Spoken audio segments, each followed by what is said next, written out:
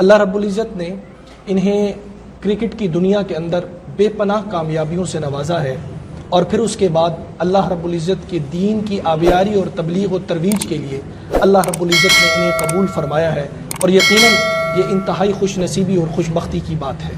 ہمارے ساتھ آج کی اس لائیو ٹرانسمیشن میں موجود ہیں پاکستان کا عظیم نام، پاکستان کا اثاثہ جناب مشتاق احمد صاحب۔ سر، سب سے پہلے تو السلام علیکم ورحمۃ اللہ وبرکاتہ، اور انتہائی شکر گزار ہیں کہ آپ نے آج لائیو درس قرآن.com کے ویورز کے لیے وقت نکالا اور تشریف لے کر آئے۔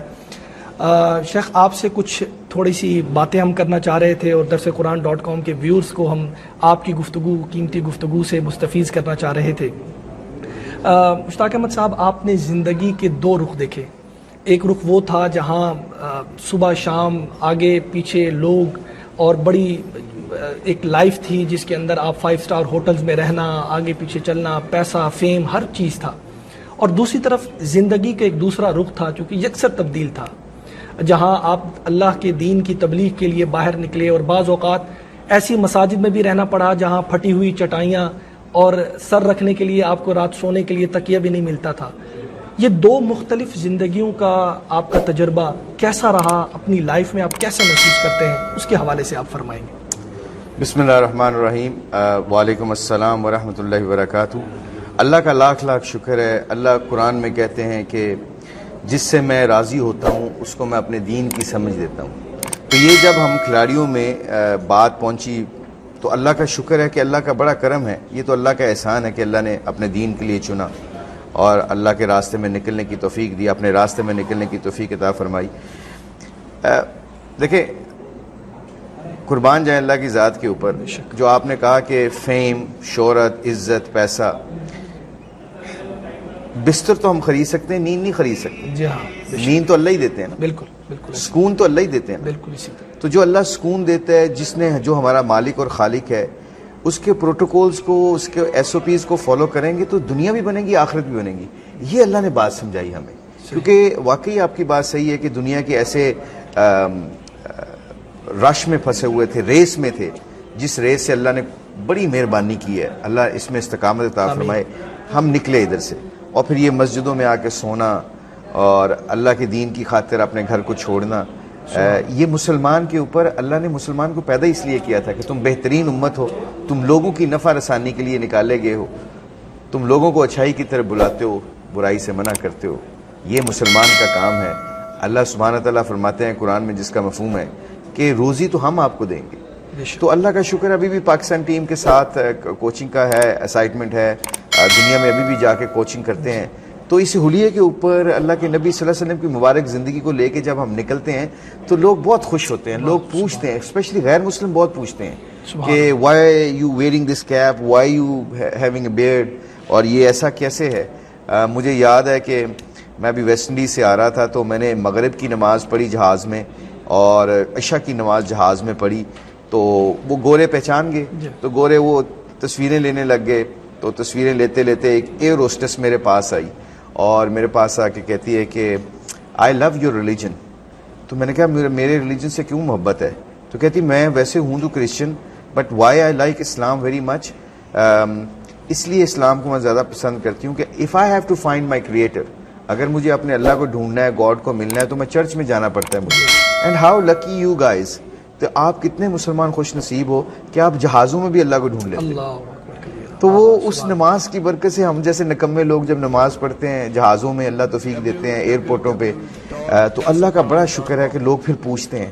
تو پیغام یہی ہے سب لوگوں کو کہ مسلمان کی شان نہیں ہے نماز چھوڑنی۔ اور مجھے ایک چیز کا، ہمارے کھلاڑیوں کو جب یہ پتہ چلا کہ نماز، اللہ کے نبی صلی اللہ علیہ وسلم نے فرمایا ہے کہ نماز میری آنکھوں کی ٹھنڈک ہے، تو مجھے ڈر لگتا ہے کئی دفعہ، اللہ مجھے معاف کرے، کہ میں اگر نماز چھوڑی تو میں اپنے نبی کی آنکھوں کو ٹھنڈک پہنچاؤں گا کہ تکلیف پہنچاؤں گا۔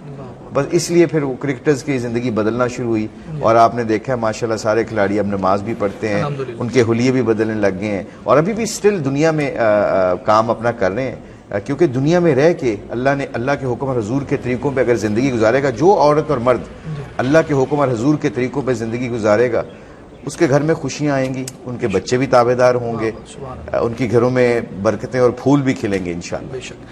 مشتاق صاحب بہت شکریہ. یقیناً ابھی آپ نے جانا بھی ہے اور آپ صرف درسقرآن.com کے ویورز کے لیے تشریف لائے ہیں. مجھے یہ بتائیے گا کہ آج کامیابی کا راز کیا ہے؟ ایک کامیاب انسان کون ہے؟ اس دنیا کے نظر سے دیکھا جائے تو اچھے گھر والا، اچھی گاڑی، بہتر مستقبل، بچوں کے لیے سیونگ کر لی اور ایک اچھا گھر بنا لیا، اچھی جگہ پر رہائش پذیر ہو گیا. کیا یہ لیوش زندگی ایک کامیاب انسان کی علامت ہے یا کامیابی کا راز کچھ اور ہے ایک انسان کے لیے؟ اس کے حوالے سے ذرا آپ فرمائیں گے. اسی کی تلاش میں تو نکلے. اللہ اکبر. یہی تلاش ہے کہ اللہ کا کامیابی کیا ہے. دیکھیں نا، جیسے آپ نے میرا تعارف کروایا کہ ہمیں ایکسٹریم لائف ملی نا، کہ پاکستان سے کھیلے، ورلڈ چیمپئن بھی بنے، اللہ نے پیسہ بھی دیا، عزت بھی دی، شہرت بھی دی، لوگوں میں محبت بھی اللہ نے بانٹی. اس کے باوجود اندر خالی کیوں تھا؟ کیونکہ اللہ قرآن میں فرماتے ہیں جس کا مفہوم ہے تمہارے دلوں کا اطمینان تو میں نے اپنے ذکر میں رکھا، تم کہاں پہ ڈھونڈتے ہو.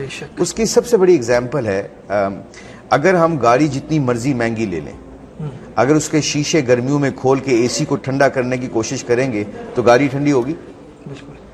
اگر سب سے کم تر پیسوں کی گاڑی لے لیں آپ اور اس کے شیشے بند کر کے اس کا اے سی چلائیں، گاڑی ٹھنڈی ہو جائے گی. تو غریبی امیری کا چکر نہیں ہے، بادشاہت اور فقیری کا چکر نہیں ہے. چکر یہ ہے کہ جس کے شیشے بند ہو گئے اس کا دل ٹھنڈا ہو گیا، جس کے شیشے کھلے رہے اس کا گرمی بھی نہیں برداشت کر سکتا، سردی بھی نہیں. اور اس جستجو میں انسان کئی دفعہ اتنا کھو جاتا ہے، اتنا آگے نکل جاتا ہے کہ اس کو پتہ ہی نہیں چلتا. کل کی فکر مجھے بھی تھی، بچوں کی فکر انسان کے اندر ہے. اس فکر کو نکالنے کے لیے یہ دعوت و تبلیغ کا کام، اس اللہ کے راستے میں نکلنا. ہماری مستورات بھی نکلتی ہیں، ہمارے کرکٹرز بھی نکلتے ہیں، تاکہ ہم اس ماحول میں جائیں جہاں اللہ اور اللہ کے رسول کی بات ہوتی ہے. اللہ کے نبی صلی اللہ علیہ وسلم نے ایک حدیث ہے، اللہ کمی بیشی معاف فرمائے، عقل مند ترین آدمی کے بارے میں نشانی بتائی ہے. عقل مند ترین آدمی وہ ہے جو آخرت کی تیاری میں لگ جائے.